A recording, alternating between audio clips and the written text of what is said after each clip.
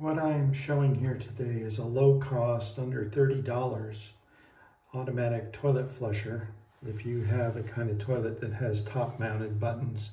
If you don't have that, I have a different solution in the description below. But for right now, I've stuck down these mounting brackets. There's a little plunger comes out of here. Let me push this down. It's blinking now because there's a sensor here and it sees me standing in front of it. And let me stand away from it and you'll see how it works.